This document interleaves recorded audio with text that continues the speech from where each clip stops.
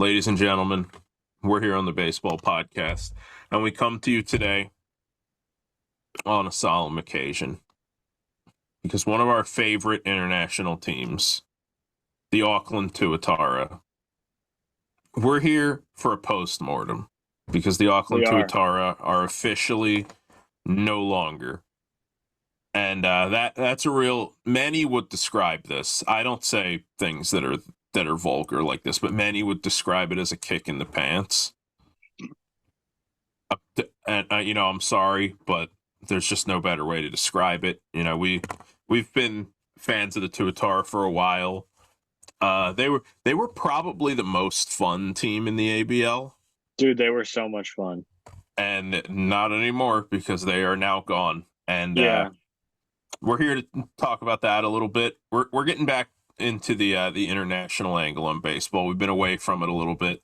We've been also mourning Team USA just not really putting up a great showing against Team Japan in the World Baseball Classic Finals. But you know what? That's old news now.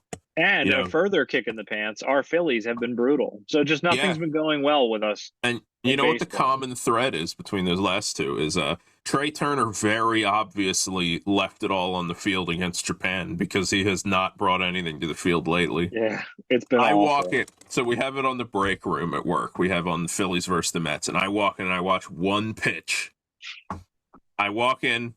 I don't know who was batting. Maybe it was like Luis Guillorme or It, however you no, it's pronounce it's that always dude's it's name. always Marcano. He's the guy. He's the guy who killed the Phillies this year. No, because it wasn't Marcana. I know that because this wasn't a home run. Marcana smashed the Phillies in this series, but Yeah. this dude gets like a curveball or something. He dives at it and he hits a tailor-made double play ball. Fortunately for him, he hits it right at Trey Turner, who Yeah. boots it and then throws it away, and everybody's safe. I'm like one pitch. I watch one pitch, and Trey Dude, Turner lets me down. dude, that same game, this was the series finale. And I know this isn't the Phillies podcast, but we just have to vent. Yeah, I a little I bit, a was little I, bit. I was I worked at 1:30 that day and the game started at like 1:10. So Okay. I'm driving to work. I put on the game. It takes me like a half an hour. So I left at 1 o'clock.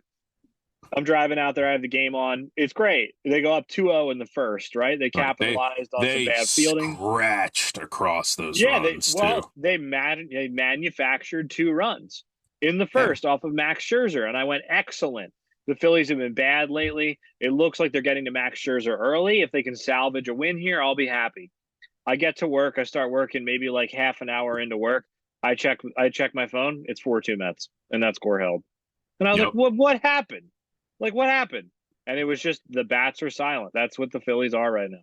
Yeah, what It's it's been is the Phillies were a team coming in. They're built around power.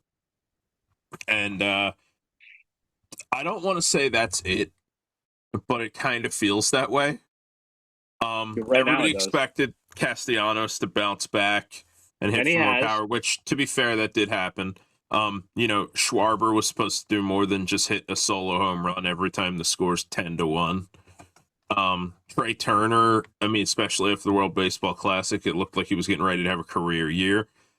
Yeah, Reese Hoskins, to be fair, just got hurt, freak injury. What are you going to do? And then you come into the season, Brandon Marsh is tearing the cover off the ball in April. I mean, it's Dude, looking like this team is going to score some runs, and then isn't it here amazing we that are. Cody Clemens has like an 800 OPS? Yeah, and then you know what? 2 months into the season, Cody Clemens has an 800 OPS. Yes, but the Phillies are like 23rd in MLB in runs scored, It's which awful. is bad because they were supposed to just slug their way to victory because It's awful. their pitching was supposed to be okay. It's going to be kind of top heavy. And I mean, that didn't really happen either because Nola has just not been himself. Nola has been 2021 Nola. And the bullpen, the only guy who's been long term effective is Alvarado, and he got Who's hurt. hurt? Gregory Soto just not been that good. Craig Kimbrell is washed up, but he still puts up a good outing here and there. And, then you just get into the filler, just the chaff in the bullpen. You had Connor Brogdon, you have Bellotti, you Junior know, Marte. yeah, Junior Marte, you got, Andrew Vasquez has been terrific, actually. yeah, okay, that's It's fair. dude, Yeah, it's been brutal. And the Phillies, I know we got to get back to New Zealand in a second, but yeah, like the Phillies and We grew up with this. We knew what we were getting ourselves into. The Phillies aren't like other teams. Like like the Cardinals have been brutal this year. I mean, they've had a good stretch lately and they got Right. back into it. But like the Cardinals had absolutely the worst start to the season. But if you're a Cardinals fan, every single year you do pretty well. You might lose in the playoffs. You might miss out on the playoffs, but they're usually pretty decent. The Phillies don't Right. operate that way. Like once every 15, 20 years, they really give you a show, and then they go dormant pretty much for the rest of that. Yeah, they kind of use the Kansas City Royals model. Yeah. Yeah. Well, like Difference that's what the being Phillies have that been the doing. Kansas City Royal Like last year was a miraculous run. it was. And this year they just were like, well, we kind of did it already. So like we don't need to do that again. Well, And I know and I'm speaking like an angry like talk radio caller. Like I don't believe that. But like well, I think it's there are some things to be said in the Phillies' defense.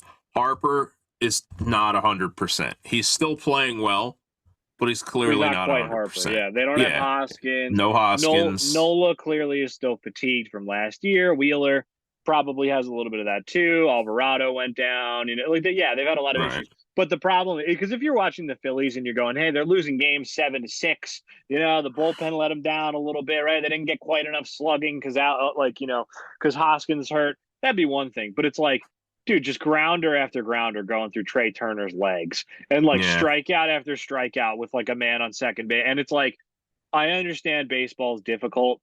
Sometimes you just have to roll one over to the right side and get a guy over. Like sometimes you just have to like knock a ball down with your chest. Like this isn't that difficult. You know what I mean? Right. Like Well, it's I it's think not like they're just getting outplayed by like world class teams. It's like you're just not executing the game of baseball properly. yeah, like one of the things that bothers me about this team is if you're going to be a slugging team and you're going to carry dudes like Kyle Schwarber, you know, you have to walk a lot. Oh And yeah, and they are not doing that. They're just no. not Brandon Marsh like is, but everybody else yeah. isn't. I mean, I think even Schwarber's walking a decent amount. It's just his batting average is so low that it's not Yeah, resulting in a good on base percentage. But like all the guys who have like a reasonable average, like Bryson Stott, for Real instance, Muto. Yeah, yeah, none of them are walking. And it's like, look, that might no. just be who Bryson Stott is. But like a lot of these guys, aside from Harper and I guess Marsh, have kind of like regressed in their plate discipline, like very badly, which Yeah, is not a good sign no. because walks are. This is my theory on this. Okay, the way I look at it is walks are kind of your slump insurance as a hitter.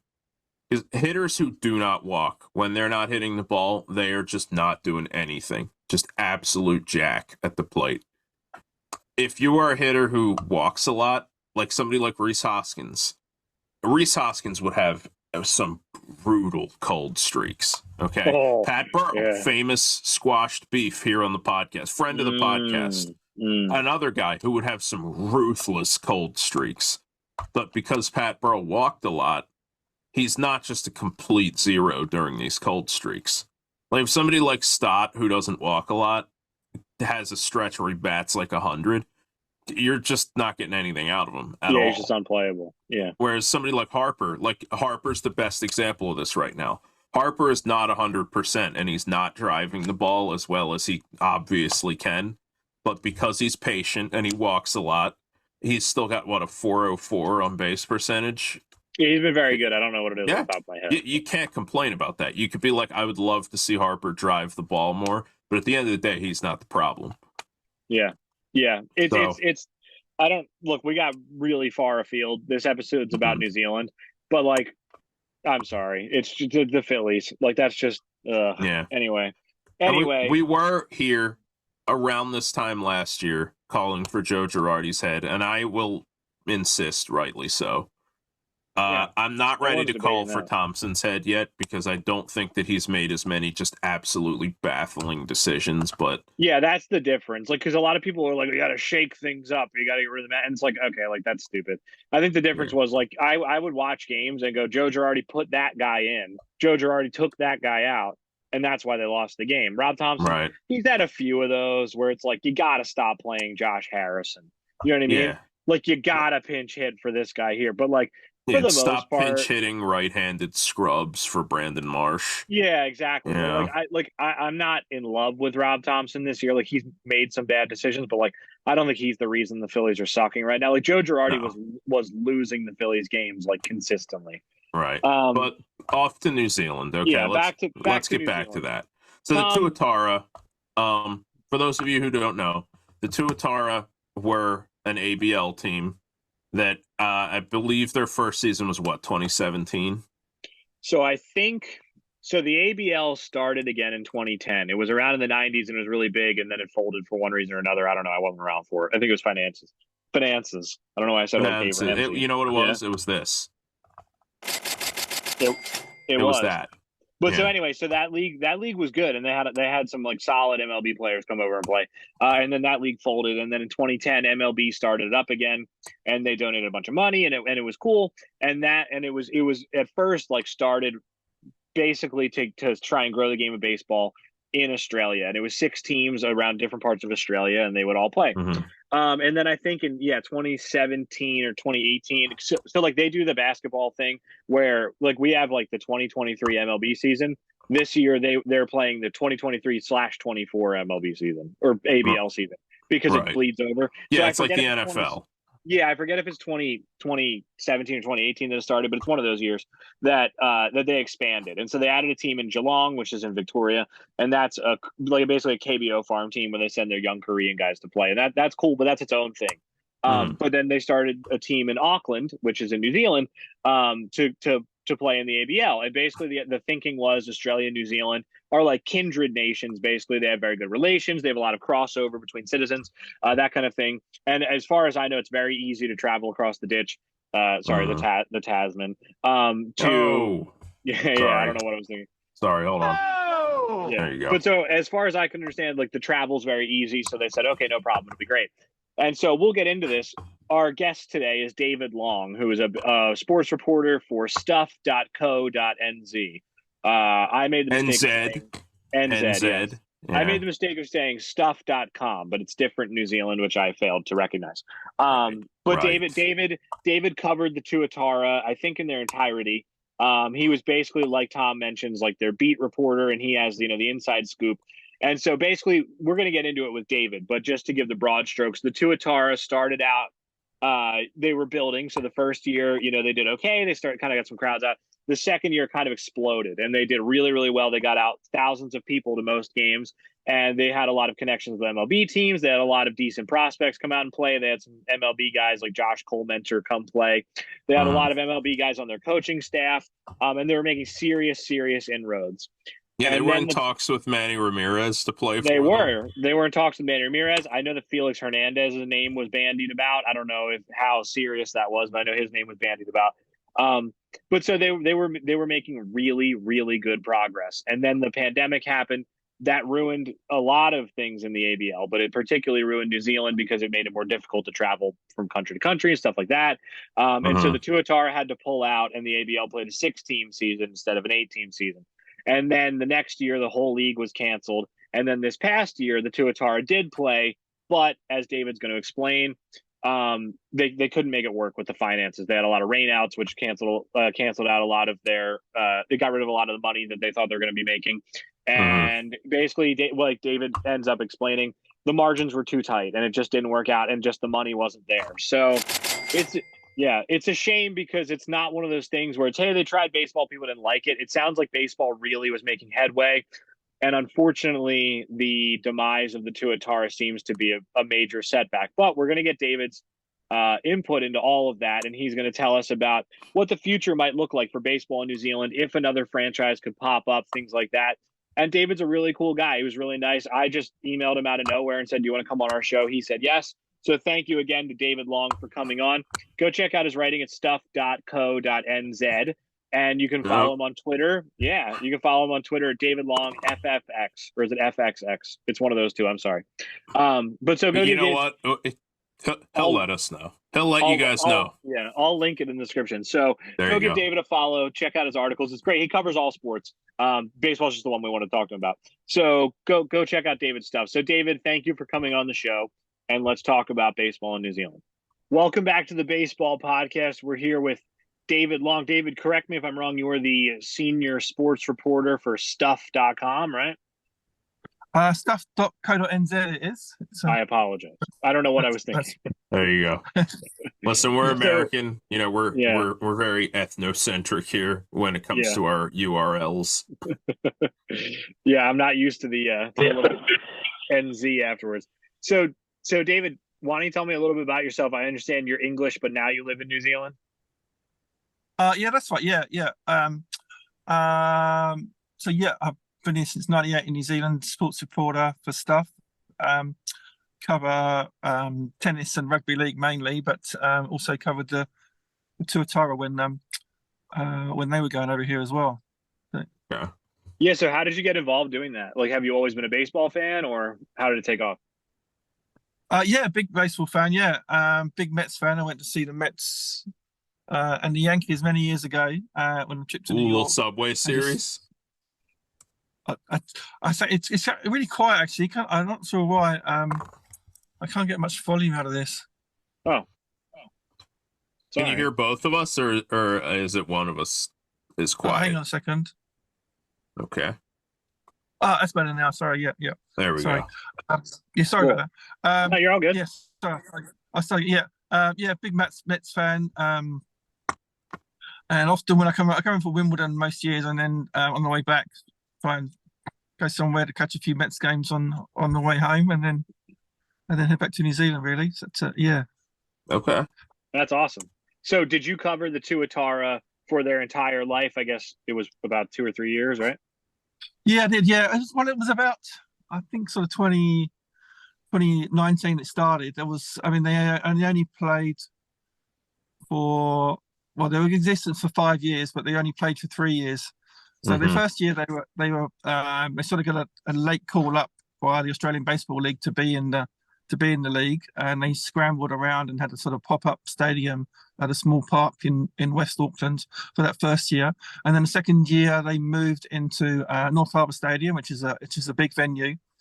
Um, and then the third year, COVID hit, and they decided to pull out at very late notice that third year, which Mm-hmm. got them in trouble with the league. And then the fourth year, the whole league shut down, and then fifth year was the one that they completed recently. So, I do want to ask, well, how close did you work with the Tuatara? Did you know a lot of the people involved with it, or did you just cover it from a fan's perspective?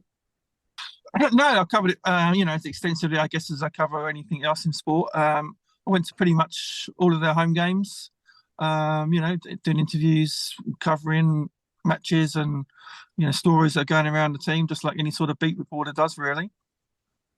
That's awesome. That's Okay, awesome. so you're sort of the unofficial beat reporter for the Tuatara then, back in the day. Yeah, that's right. Yeah, yeah. Yeah, it's fair to say the beat reporter. Yeah, I was probably the only one Okay. really. Unfortunately, I didn't get much other. Well, I got a bit of coverage in other media in New Zealand. I think they actually got more media coverage than any of the Australian teams got in the media in their local areas.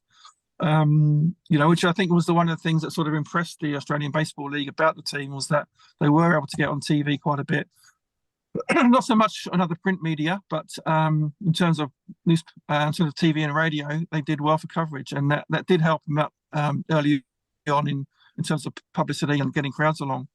Mm-hmm. Yeah, that's something I wanted to ask you about because it seemed to me, and keep in mind, Tom and I are Americans, and I don't really know Right. a lot of Australians. So, but it seemed to me like they did the I don't know if they did the best job or they just had the most luck with, I guess, like promotion. It seemed to me like they did the best job of getting it out, like the baseball product to the masses, as opposed to the Australian teams who sort of have their little niche fan base and that's it. Am I right in assuming that?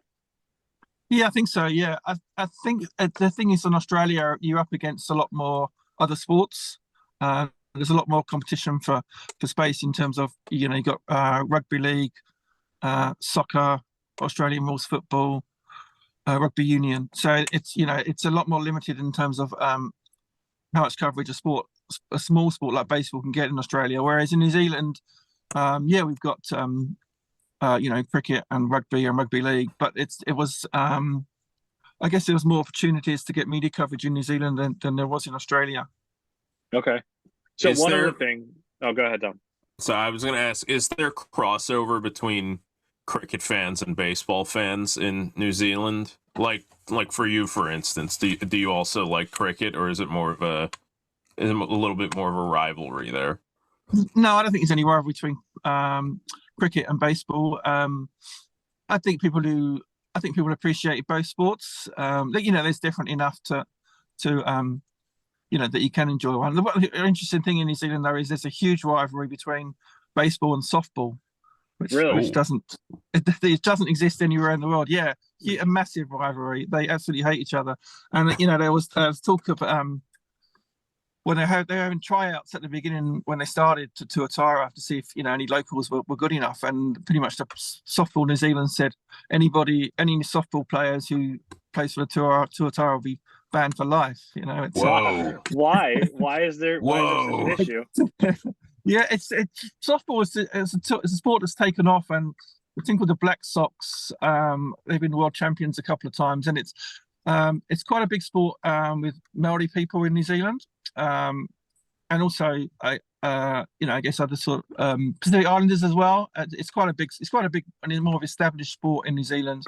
Um, Whereas baseball was more of a you know a new sport that came in from America in terms of trying to get off the ground.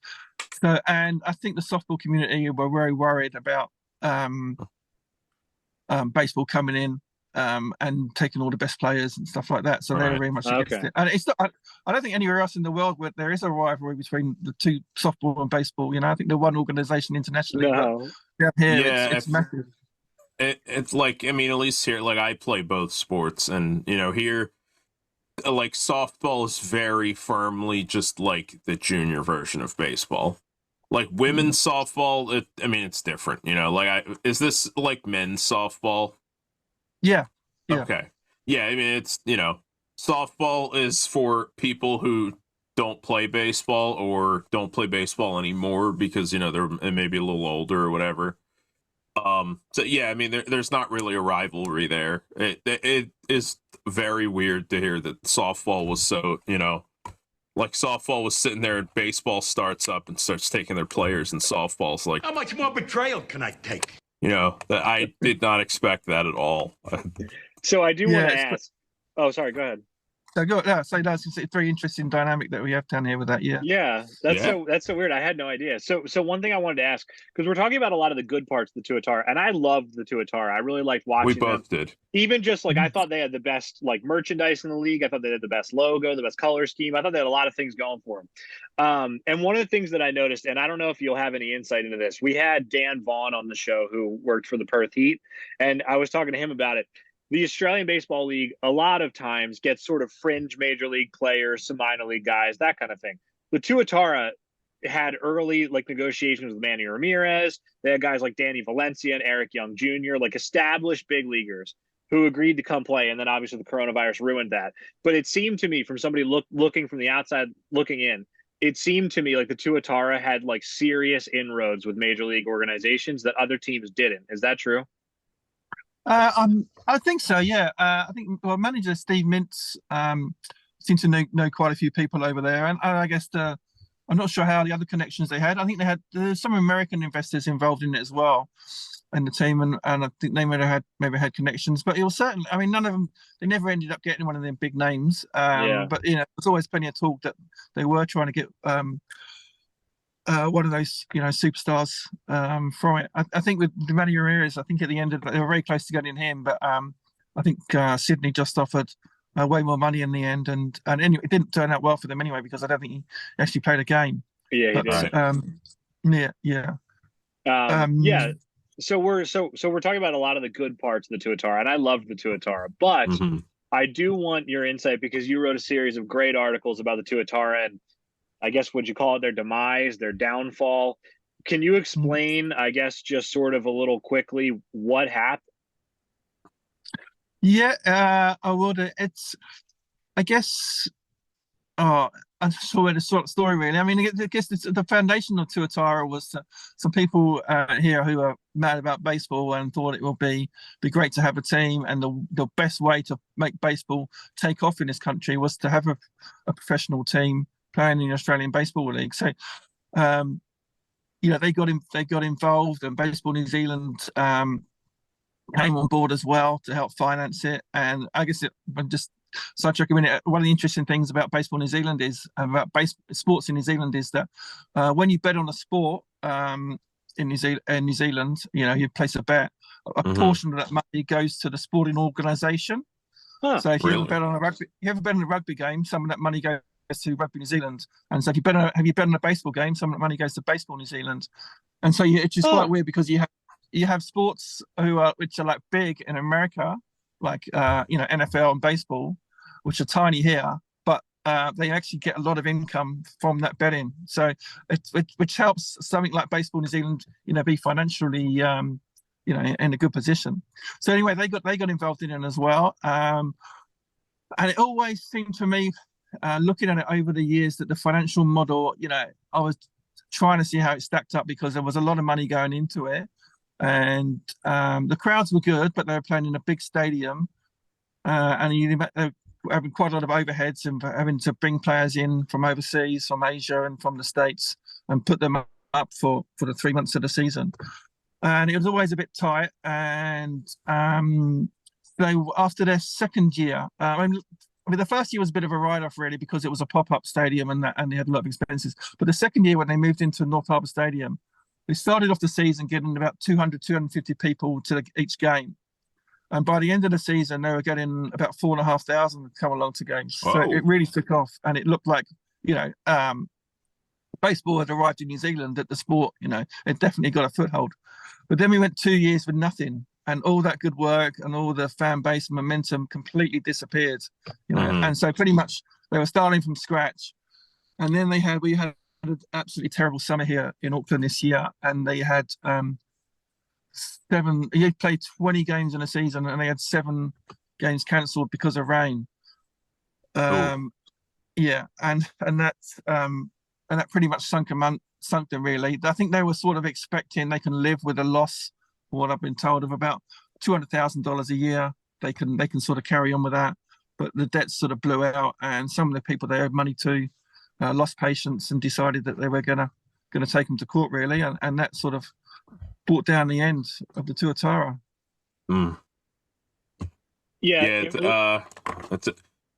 It kind of reminds me of like when you read about like old American professional teams, how they would just get financially killed by stuff like that, like, oh, we had too many rainouts this season, so the Portsmouth Red Cobblers, they folded, and they're gone, and then they get replaced.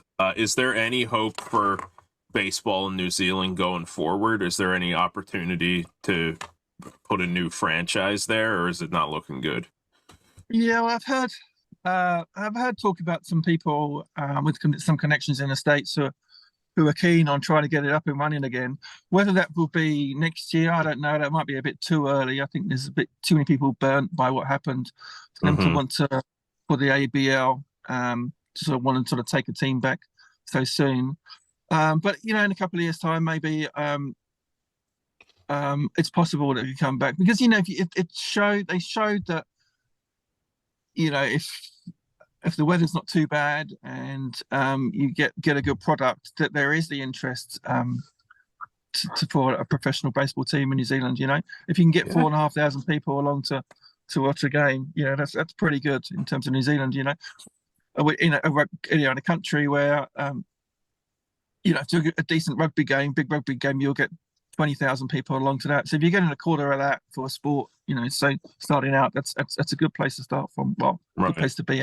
In America, it would be like if those were reversed. If you had a rugby league that was pulling like 10,000 fans per game, it would be like, listen, rugby's starting to take off a little bit. So there's definitely it sounds like it's fertile ground to have a baseball organization. Is just a spade of bad luck this time around. Yeah, hopefully so. I mean, the financial model, it was, I guess as well, it was pretty tight. Even if it was successful, it still would have been pretty tight. So whether someone come in and is prepared to bankroll it, I guess that's the big issue really for anyone taking So it off. And in terms of the sport in New Zealand now, it's really sort of set it back because player numbers have dropped off now. I understand around it, and it's not getting the exposure that it used to get when the team was running. So is any of this because of like mismanagement, like things went wrong, or is it just like you said, bad luck, nothing you can do about it? And I guess the reason I'm asking that is because in the future, do you think if they get some financial backing, whoever it may be, then the sport could succeed, or do you think like the financial model just sort of was destined to fail? I think it's a bit of both. The financial model, as I said, the financial model was tough. I don't think there was mismanagement. I just think things were tight, and they gave it a good crack at trying to get the people who were involved in the Tuatara and trying to get that off, make it sustainable, and it wasn't quite there. Yeah, that makes sense. And one of the things that I remember reading in one of your articles was that they got a significant amount of money from Baseball New Zealand itself. And then you had some quotes from, and I can't remember the woman's name who was in charge of it, but you had some quotes from her about how that doesn't seem like it'll happen in the future because they got burned. Yeah, that's Megan Crockett. She's the CEO of Baseball New Zealand. I think, yeah. So now they're on the, they might have to pay quite a lot of money out to pay the creditors off. Possibly, I don't know how that's going to go in the courts. They're still trying to build the sport up at grassroots level. That's one of the keys, and sort of help the small clubs around, community clubs around the country to be sustainable and viable. And I don't want to be, I guess, putting loads of money into a professional team to the detriment of the grassroots of the game. So they're sort of in a tricky position. I think that they're sort of saying, if anyone comes along, we'll give them all the support we can, but probably not financial support. Yeah, that's a shame. That really is a shame. So what is the path forward for baseball in New Zealand? Is it just an emphasis on Little League baseball, or I don't know, something else? Yeah, pretty much. Well, I think it's pretty disorganized as well, to be honest, in some of the regions. It's really big. Well, it's big. I guess the main area for baseball in New Zealand is in Auckland, which is our biggest city. And outside of that, there's teams in other parts of the country, but the main sort of area for the sport is Auckland. And I think trying to build baseball numbers up of players, that's got to be the key to try and do that. But you've lost that shop window, you lost that exposure where people can go along to see a Tuatara game and think, hey, this looks great. I might have to try and draw my local club and try and take up this sport. So that's tough. We do see it's because of the time zone. We do see quite a lot of. It is good for Major League Baseball down here because, like the 7 o'clock games over on the East Coast, that's 11 a.m. here, and then the West Coast games are 2 p.m. So it's quite good in terms of depending on where you work, that you can follow baseball quite well here. It's not like in the UK where it's all happens in the middle of the night. So we do get a bit of coverage and that exposure from that. But in terms of people want to see their own. Going to see it live, they want to see local players and that sort of stuff. So that's what we're going to really miss out on. Yeah, I think having your own, local professional team, and local because New Zealand is more than just Auckland, but the Tuatara is sort of like the whole country's team, right? Yeah, that's right. Yeah, yeah. That's going to be like a galvanizing factor for people who like baseball.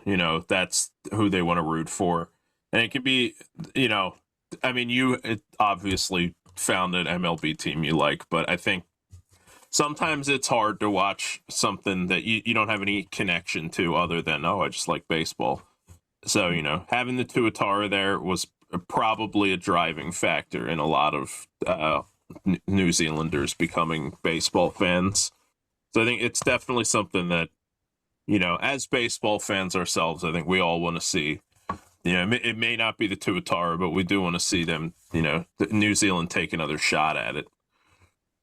Yeah, that's right. Yeah, I mean, as well, a funny thing, you'd have to walk far in Auckland to see someone wearing a New York Yankees hat. But if you say to them, "What do you think of their starting rotation this year?" they wouldn't know what you're talking about. Right. But I'm sure if there was someone come involved who could prove to the Australian Baseball League. that they're not going to go bust and they can pay their bills, that they would be keen because, as I said, we touched on before, they could see that, the biggest crowds ever, I think, in the league's history were the games in Auckland Tuatara that second year. They're not, mate.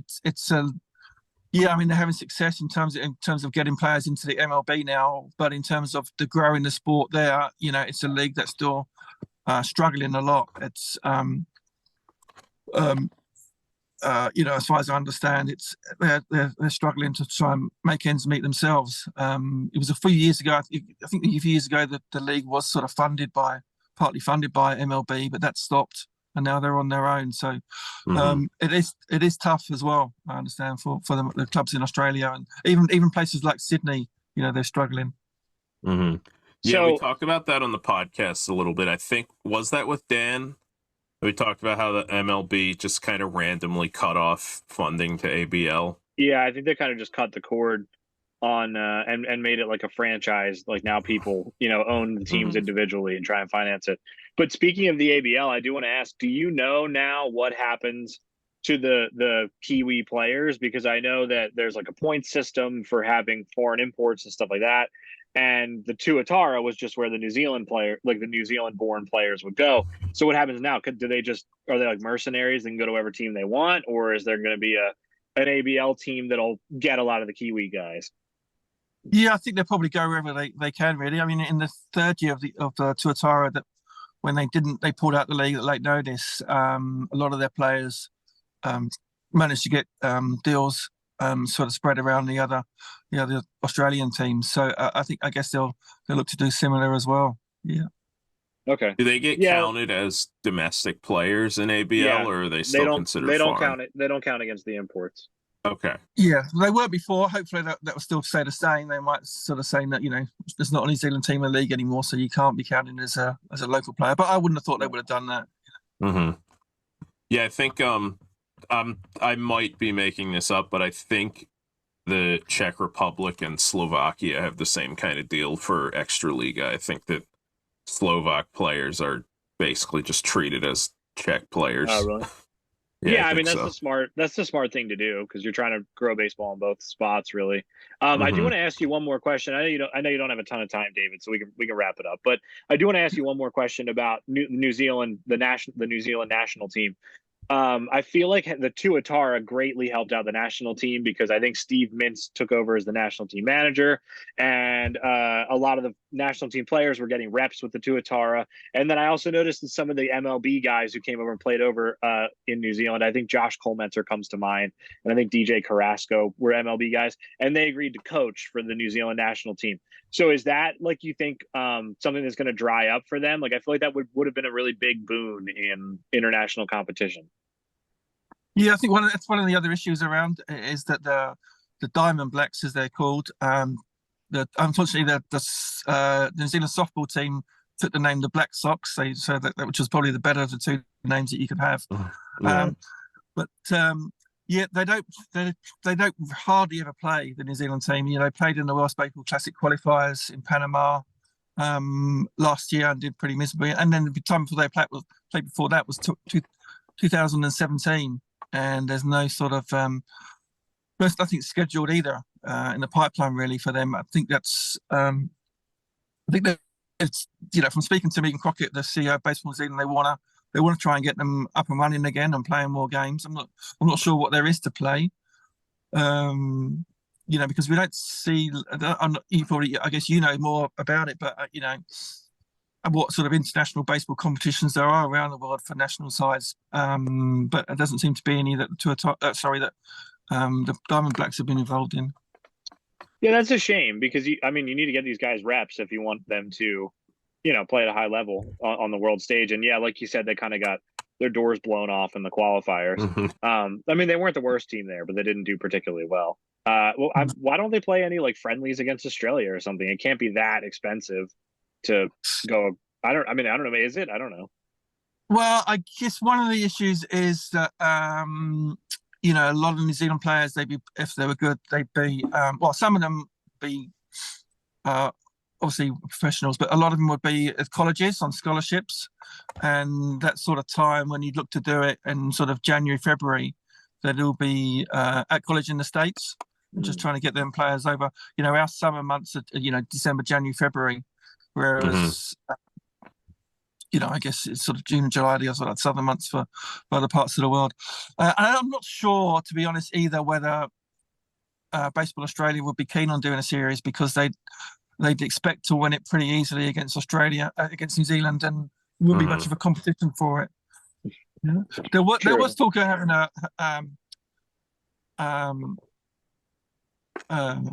like an All-Stars game for the ABL that will be in New Zealand. But because of the crowds that you get in New Zealand for it, but that never sort of took off, unfortunately. Oh, I like that idea. I wonder if there'd be any potential for I think that some indie ball teams in the United States play friendlies against international teams that aren't as high profile. So I wonder if there'd be any potential for that. I think some of the teams in the P-Coast League play against some of the lesser international teams. And it's an independent ball team, so it's not going to be high level pros. So it might be a good place for a team like New Zealand to at least get their feet wet, during months when maybe they're not playing in New Zealand, May, June. Yeah. Sure. Well, one of the other ideas that has been floated around was to have because there was talk a while ago that Tuatara would just pull out of the ABO anyway, and one of the things they were looking to do was to sort of set up their own sort of series where you'd have the Tuatara involved, you'd have a team from places like Korea or Taiwan, and also a team from the Padres or the Reds or somewhere, or Rangers, that they'd send over a team, and you'd have a 4 or 5 week sort of mini competition where these teams could get lots of reps and exposure and play at a decent level, and you'd also get people coming along in New Zealand to watch it. That never really took off the ground. Whether that would be possible to do again, I don't know. But the Tuatara did have very good connections with some of the baseball teams in America, like the Rangers and the Reds and the Padres. So, I don't know if there's possible in the future to do something like that. Yeah, I wonder if there would be potential for Japanese baseball to get involved too, because they seem to be they do a lot of outreach in that part of the world. I think the Koreans do as well. That's part of the reason why that Korean team entered ABL, is my understanding. So that might be something where, if MLB is not willing to reach out, maybe organizations in Japan would be willing to. Who knows? Yeah, quite possibly. Yeah. And I think some of the other Asian countries where they can come down here in there, where the weather's good down here in December, January, and February. And I think the game that I think Geelong, Korea, which is the team we're talking about, I think their games are showed back in Korea. They are pretty good. Yeah. And when the Tuatara, they had, I think it was. Wasn't Korea? It was Taiwan. There's a series they made. It was just get in touch with the local Taiwan community, and they got really big crowds of that as well. So I mean, in New Zealand, there's a lot of, especially Auckland, there is a lot of expats from Asia here, who are baseball mad, and that's one of the sort of things that they always did try to tap into was those communities. Yeah, well, I mean, I love the Tuatara. They had so much potential, and I guess fate just sort of worked against them. David, we should cut you loose. I know you don't have all morning. Is there anything we didn't touch on with the Tuatara or baseball in New Zealand or life in general that you want to talk about? I don't know. Well, there's one interesting thing I don't know if you think it's worth mentioning was that, one interesting aspect of the Tuatara was that, I don't know if you've covered off with other talks about the ABL, was that how major league clubs paid for their players to be part of the team, which is quite unusual in sport. And the fact that we had players from the Padres and the Rangers this year, and each of them players, the Major League Baseball team played the Tuatara to take them and be on their roster for the year, which is quite an unusual financial model. It wasn't enough to save the Tuatara, but it was an interesting thing. I thought that it showed that I guess that the major league teams do see some value in having players down here and at Tuatara. And Tuatara was always very good at looking after them and making sure they didn't overexpose them and burn them out. Now, was that the case with all ABL teams with their imports, or would the Tuatara like negotiate that themselves? Yeah, I don't know how it worked with other teams, but I know it definitely worked with the Tuatara. Yeah. That's fascinating. I mean, that's awesome. Yeah, I mean, there's nothing wrong with that. That's awesome. I love that. That seems like a kind of a no-brainer to me. Like, you know, we talked about this with Dan Vaughn. Like, the weather in Australia and New Zealand, and we brought it up a little bit here, is way better during those winter months here. You know, your December, January, you can't really play baseball in like half the country in the United States. MLB is not playing. Minor League Baseball is not playing. Why wouldn't you send your guys over to New Zealand or Australia? They speak English. It's safe. All that. Yeah, it's. I mean, they had a great opportunity. I guess it didn't turn out that way. But I don't know. I'm hoping they can get another team there. Let's keep in touch, David. Let's have you on again and talk about if there are any more developments with baseball in New Zealand. Yeah. I mean, if there's anything, talk about another team coming on, I'll get in touch, or you get in touch with me, and always happy to come and have a chat with you guys. All right, thanks a lot, man. I really appreciate all your time, David. Yeah, no problem. All right. Really, really fast. Where should people follow you? Where should they read your stuff? And you got any Twitter handles or anything? I'm on Twitter on David Long FFX is my Twitter handle, or you can see my stories on stuff.co.nz. Okay, deal. Awesome. Well, thanks for coming Okay. on, man. All right, have a good day. It's your morning, it's our night, so you enjoy the rest of your day. Yes, sir. Yeah. All right, thanks a lot. Bye. All right, thanks a lot, David. man. Thank you. Be safe. Thank you to David Long for coming on the podcast and really, joining us for this sad occasion where we send off your friend and ours, the Auckland Tuatara. And you know what? We send them off in hopes that they'll be back one day. We're doing a real King Arthur thing here. Yes, absolutely. So, we're doing the King Arthur thing. They're sleeping until we most need them. So yes, Auckland Tuatara. I still have my Auckland Tuatara hat. I cannot promise that it's in good condition. In fact, I can promise that it is not. But you know what? We also. So me and Ethan ordered Auckland Tuatara stuff because we really liked them. They had good. Their gear, one, was good. It was good, pretty good quality stuff. And two, wait. No, it wasn't. No, it wasn't. The logo was not, but the shirt is a good shirt. Yes, the shirt was very comfortable, but the logo came out after like 5 washes, so it was just a plain I was getting shirt. to that, but now sorry. I guess now that we skipped to the end of the story, so we ordered all this stuff, and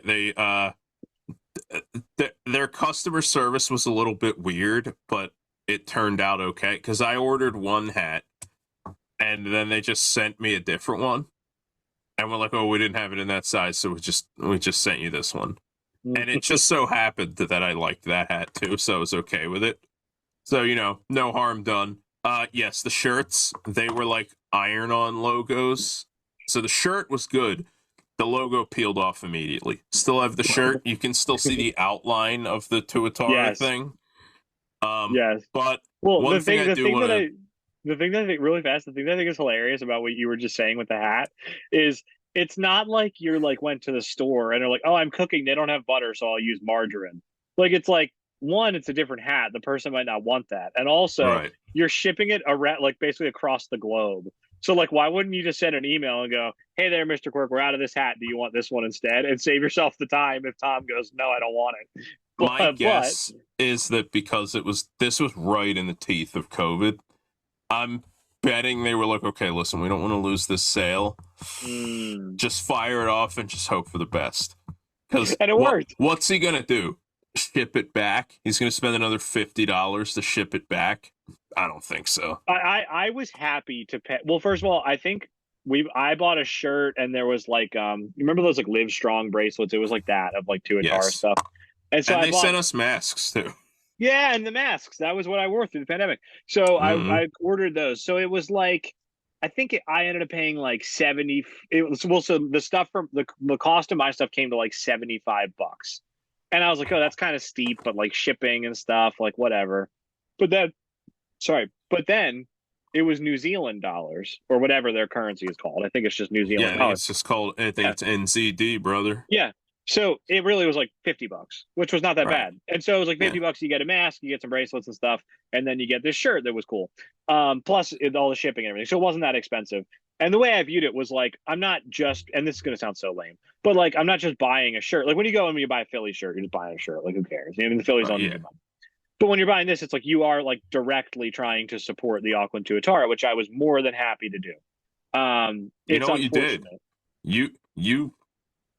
You personally, you called up the Auckland Tuatara and you said to them, I'm trying to help you out. Get you something started. Yeah, ain't that the truth? Ain't that the truth? I'm sorry that my $50 purchase couldn't save them. I'm also sorry that my $50 purchase couldn't save them. You know what it is? We did everything we could. No, we didn't. We could have ordered more. And I'll have to live with that for the rest of my life. We still can, because for any of you who are interested, I went on, being the pirate that I am, okay, I found out that the Tuatara were, that the funeral was on the calendar now. So I went to their shop and I was like, ooh, I bet they're liquidating. I bet everything's going to be cheap. And I went on there. All of it costs exactly what it cost before this news. And I was like, damn it. No, you're not a pirate, dude. You're a vulture. Are you kidding me? Yeah. You're coming in I'm a hyena. You're coming in to pick at the bones. Well, and I would love to pick at the bones. You know what I mean? Yeah. Like if that shirt was like $10, I would totally buy it. But yeah, I'm not. I might buy something anyway, frankly, because you know what this is? This is your last chance. This is like when Disney movies have every couple of years they put out those commercials where they're like, Bambi is going back in the vault forever. This is your last chance to buy. I guess they don't really do that anymore with Disney Plus, but they used to do that. I used to see that commercial all the time. It'd always be like, Aladdin, get it now before it goes back into the Disney vault forever. And it's like, dude, jeez, don't terrify me. If you buy something now, though, are you actually helping the Tuatara, or are you just paying for the liquidation process? I'm helping them pay off their creditors, brother. I mean, I guess they need all the help they can get right now. You know what? If I buy stuff from them, that's basically like a GoFundMe. All right. I mean, I'm assuming. Well, I also would wonder if anybody would even be left to send you the stuff. I think they do it through a third-party site, so I am pretty sure they would. Because it's pure. I would send an email and double check. It's pureathletic.co.nz. To go along with stuff.co.nz. Yeah. Yeah. Well, I don't understand, by the way, why it's said in Commonwealth countries that still respect the crown. Yeah. And here in America, where we bow to no crown, we just bow to this. We bow to that instead. It's Z here. Do we have to be contrarians? Wait, so they live in New Zealand then? Yeah, New Zealand. Also, this is a real question that needs to be answered, all right? I'm putting this out to the field. Where is Old Zealand? I think it's in Holland. I don't want to hear the real answer. Sorry. Who do you think you are? Oh! Okay. You know what? I did. I guess we got to go with another one. Where's? I was at work one day and I had where's Old Hampshire? Well, no, right. Well, that's in England. I had a guy come in one time when I was at work, and he was super nice when we were chatting, and he told me he was from India, and I was just joking around, and I was like, yeah, so here's my question. The capital is New Delhi. Where's Old Delhi? And he was like a few miles away. It's just another city. And I was like, wait, really? And he was like, yeah. And I was like, well, that kind of ruins the joke then. I like it better when nobody knows. Wait a minute. Wait. So you're telling me you've been through this moment? I have. And you passed it on. Dude, you're like Typhoid Mary. What are you doing? I am. Why would you do that? I knew exactly what I was doing. Yeah, dude, I'm disgusted. You know what? Well, you know what I do? I look at you and I say, I despise him. That's the only thing I feel for you now. Yeah. Nice game, pretty boy. But Tom, hey, easy. But so let's switch gears once more. Another big thank you to David for coming on. Yes.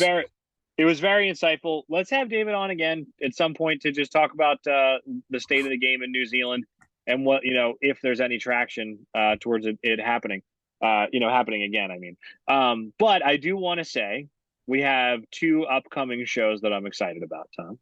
One of them we'll be having on Andy Brown, who people might be familiar with. I think he's the official painter of the Great Britain national team, which was wild to me when I first heard that. But I think, I could be wrong, but I think he just goes around with the national team and paints like basically a panoramic view of like the game, which is like, I don't know who came up with that, but it's kind of a cool idea. Yeah, it's cool, but it's definitely one of those things where you're like, the official what? Exactly. Yeah. It's very like niche, but it's cool. But so Andy, as far as I know, has gone all over the world to paint baseball stadiums. He's interacted with guys like David Ortiz and stuff. So he's been around the baseball block, Tom. So Andy was nice enough to agree to come on our show. So we're going to be talking to him about just his baseball life, because that's like a super interesting thing to be involved in that honestly I had no idea was even a thing until I found out about him. So we're just gonna be talking to him about that, and also we'll talk about baseball in England, obviously, and the UK or the Great Britain national team. So that'll be a cool conversation. So look forward to Andy. He was very nice. We should be doing that interview, I think, next week. We also, I'm very excited to announce, we're sticking with the Commonwealth here, Tom. Yeah. We will be. I'm super excited for this. I've been trying to get a player on for a long time. We had Gabriel Rincones on. Another thank you to Gabriel. He was terrific. Right. Another Commonwealth guy, by the way. Another Commonwealth guy. The Commonwealth arc has begun on this podcast. It is. We also had Russell on to talk about and Pool C. Dude, Dan Vaughn. That's ABL. Yeah, it's ABL. You're right. But so anyway, so I've been trying to get a player on for a while, and I don't blame players for not wanting to talk to me. I'm just some idiot in my basement not offering them money to come talk to me. So like, I don't blame them at all. It's difficult to blame anyone for not wanting to talk to us. Right. But so these guys, they have a limited amount of time. They're also young and cool and handsome. So like, why would they want to talk to me? But so anyway, I put out some feelers. Tom, we're gonna be interviewing Donovan Benoit of the Great Britain national team. He pitched in the World Baseball Classic for Great Britain. He did very well. He is currently in Double-A with the Cincinnati Reds, and he's got a bright future. He's like 24 years old. He's done very well in the minors. We could see him in the majors one day. That would be really exciting. But Donovan was really nice. He agreed to come on the show. And we're going to talk to him about, I would think, mostly the World Baseball Classic, but also just his journey as a baseball player and what it's like in the minor leagues. I've been fascinated with life in the minor leagues lately, especially now that the minor leagues are collectively bargained and they signed a new CBA to basically treat them like real people, which is nice. So I kind of want to get thank you.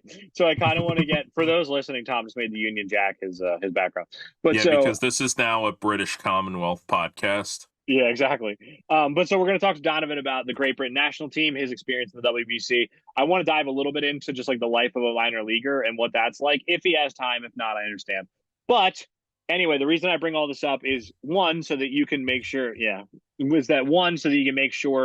to tune in and listen to our interviews with Donovan and Andy. That'll be really fun. And also, I've been talking to Sean Spradling about another appearance. Ooh.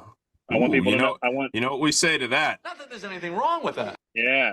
That's all I have to say on that front. Sean's been taking a break. He's been working on him, but he's back to tweeting. Yeah. And I happen to know that Sean's doing very well. He recently moved. His wife's starting a new job, and he's very happy. So congratulations to Sean.